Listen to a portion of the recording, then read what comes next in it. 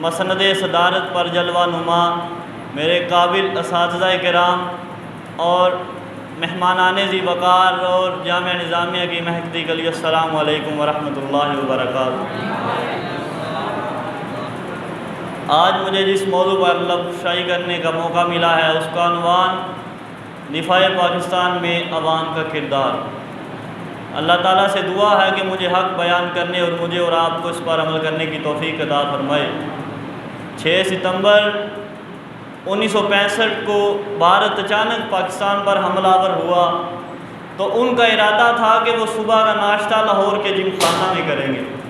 مسلمانوں کے ہاتھوں بار ہار سوا ہونے کے باوجود اس قوم کو ہوش نہیں آیا کہ وہ جس قوم کے ساتھ ٹکرا رہے ہیں وہ قوم کٹ تو سکتی ہے لیکن جھک نہیں سکتی۔ جنگ محض ہتھیاروں سے نہیں بلکہ جذبوں کے ساتھ جیتی جاتی ہے، اور یہ جذبات اس وقت اس قوم کے اندر بیدار تھے۔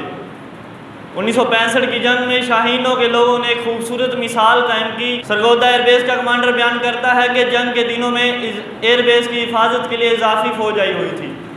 تو ان کے لیے چارپائیاں اور بستر کی ضرورت پڑی، تو ہم نے ایک مسجد میں اعلان کروایا کہ فوجیوں کے لیے بستر اور چارپائیوں کی ضرورت ہے۔ میرے ذہن میں تھا کہ چند بستر اور چارپائیاں مل جائیں گی جن سے گزارا کر لیں گے، لیکن میں نے اپنی آنکھوں سے دیکھا کہ ایک ہی گھنٹے میں PAF انسانوں اور گاڑیوں سے بھر چکا ہے اور سب کے پاس نئے بستر اور چارپائیاں بھی موجود ہیں۔ جناب علی وقار، ہم نے ان سے ضرورت کے مطابق بستر اور چارپائیاں لے لی تو باقیوں کو جانے کے لیے کہا، تو انہوں نے بڑے جذبے کے ساتھ وہی بستر اور چارپائیاں وہی پھینک دی اور کہنے لگے کہ اگر آج آپ ہم سے یہ بستر اور چارپائیاں نہیں لیں گے تو ہم بھی یہ واپس نہیں لے کر جائیں گے۔ جناب اعلیٰ، یہ جذبہ دیکھ کر، یہ خلوص دیکھ کر میری آنکھوں سے آنسو آ گئے اور میں نے دل میں یہ بات کہہ ڈالی کہ اگر اس قوم کے اندر یہ جذبہ بیدار ہے تو دنیا کی کوئی قوم اسے شکست نہیں دے سکتی۔ جناب اعلیٰ، میں اسی قوم کی بات کر رہا ہوں کہ فوج کو جب خون کی ضرورت پیش آئی تو بلڈ بینک کے سامنے انسانوں کی لمبی لمبی قطاریں لگ گئیں، اور اسی قطار میں لگا ایک دبلا پتلا نوجوان اس جوش کے ساتھ کھڑا ہے کہ آج اپنے وطن کے کچھ تو کام آئے گا۔ اپنی باری پر اندر گیا، کم وزنی اور کمزور جسم کی وجہ سے اس کا خون نہ لیا گیا تو اس کی آنکھوں سے آنسو آ گئے۔ وہ باہر نکلا اور سامنے کی دکان سے 2 کلو کا باٹ مانگا اور وجہ بتائی کہ اپنے وطن کے لیے خون دینا چاہتا ہے لیکن کم وزن اور کمزور جسم کی وجہ سے خون نہ لیا گیا، تو اس کی دکاندار نے اس کی دوسری نہ سنی اور اسے 2 کلو کا باٹ دے دیا۔ اس نے وہی باٹ اپنے کپڑوں میں چھپایا اور پھر قطار میں لگ گیا۔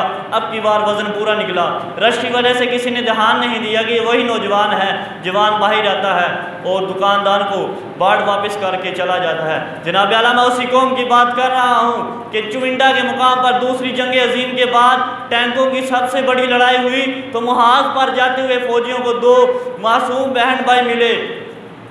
اور انہیں روک کر مرغ اور گنے پیش کیے اور کہنے لگے کہ ہماری طرف سے یہ حقیر سا نذرانہ قبول کر لیجئے، یہ ہماری طرف سے حقیر سا نذرانہ قبول کر لیجئے۔ بریگیڈیئر کی آنکھوں سے مسرت کے آنسو اور ہونٹوں پر مسکراہٹ لے کر گاڑی سے اترا اور ان بچوں کو پیار کیا اور کہنے لگا، ہے بچوں،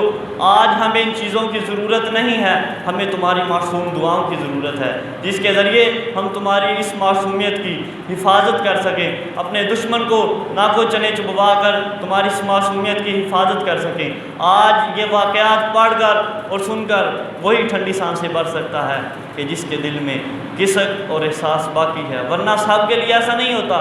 آج ہمارے ملک میں در پردہ غیر مسلم ملک کا راج ہے، ہم مسلمان ہونے کے باوجود،